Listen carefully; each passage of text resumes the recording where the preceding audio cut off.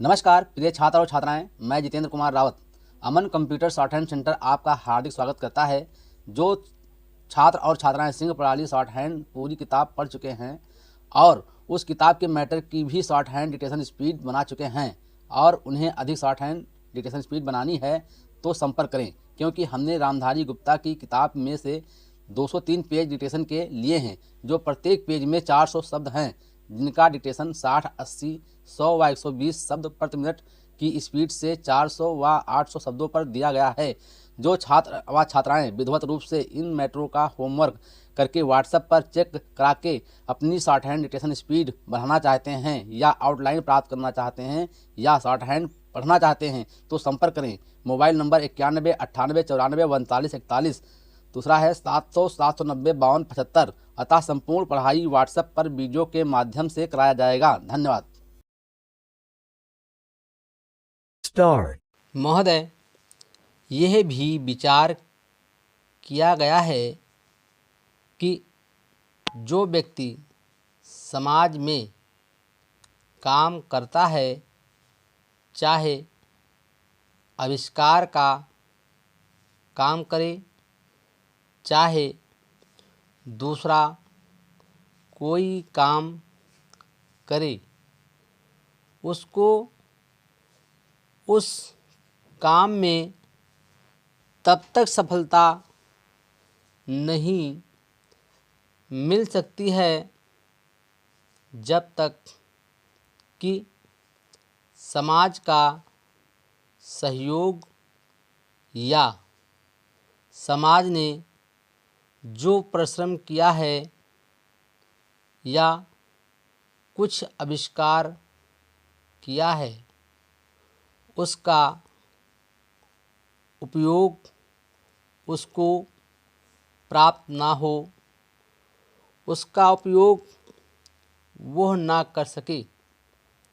इसलिए जब भी कोई व्यक्ति किसी वस्तु का आविष्कार करता है तो आविष्कार करने में न केवल उसका अपना परिश्रम रहता है, लेकिन साथ ही साथ समाज ने जो काम किया होता है, चाहे विज्ञान के क्षेत्र में या प्रौद्योगिकी के क्षेत्र में या किसी अन्य क्षेत्र में, उस सब से भी वह लाभान्वित होता है। इसलिए जब हम किसी आविष्कार के अधिकार की रक्षा करना चाहते हैं तो उसके साथ साथ यह भी विचार हमारे दिमाग में आता है, जिस व्यक्ति ने समाज की सहायता से आविष्कार किया है उस समाज को भी उसका फल अधिक से अधिक मिलना चाहिए। माननीय मंत्री जी ने भी कहा है कि पेटेंट लॉ इस सिद्धांत पर आधारित होना चाहिए। मैं समझता हूँ कि पेटेंट लॉ के पीछे दो सिद्धांत निश्चित हैं। पहला सिद्धांत तो यह है कि जो व्यक्ति परिश्रम करके धन लगाकर, अपना दिमाग लगाकर के किसी वस्तु का आविष्कार करता है, उसके तथा अपने परिवार के लोगों के अधिकारों की जहाँ रक्षा होनी चाहिए, उसके साथ ही साथ जैसा मैंने अभी कहा है, कोई व्यक्ति समाज में व्यर्थ में काम नहीं करता है, वरन पिछले समाज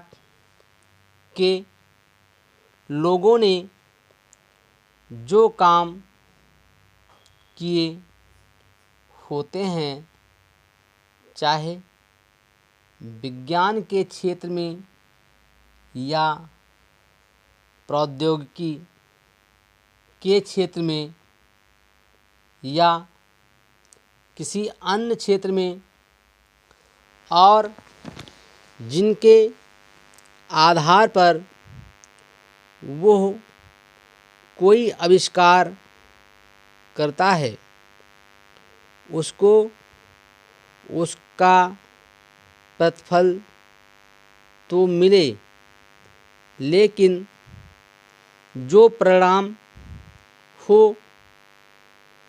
उसका प्रतिफल समाज को भी मिलना चाहिए। मंत्री महोदय ने कहा है कि जो ये सिद्धांत है वो भी इस विधेयक के पीछे स्थापित किया गया है और इस बात का ध्यान रखा गया है कि जहां हम किसी व्यक्ति के आविष्कार के जो अधिकार हैं, चाहे धन के उपार्जन का अधिकार हो या प्रतिष्ठा प्राप्त करने का अधिकार हो, उसे प्रतिष्ठा का और चाहे धन का, दोनों का लाभ व्यक्ति विशेष को भी मिले। महोदय, देश में जो उद्योग धंधा चल रहा है या देश की उन्नति करने का, देश में समृद्धि लाने का जो वैज्ञानिक या प्रौद्योगिकी आविष्कार हो रहा है, उसमें भी उसका उपयोग पूरा हो। यदि ऐसा हो तभी मैं समझता हूँ कि हमारी पेटेंट प्रणाली सफल सिद्ध हो सकती है।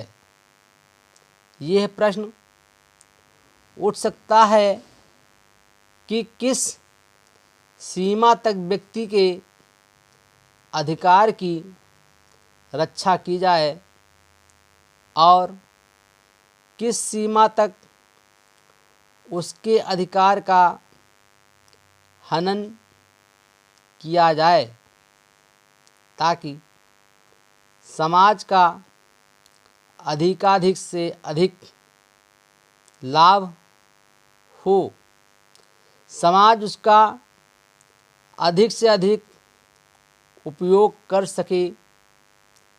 एक दृष्टिकोण जो इसके पीछे है, हमें इस बात का अभिमान है कि हम 101 करोड़ हैं, हमारी कई जातियां हैं, कई धर्म, कई भाषाएं और कई प्रकार की रीति रिवाज हैं।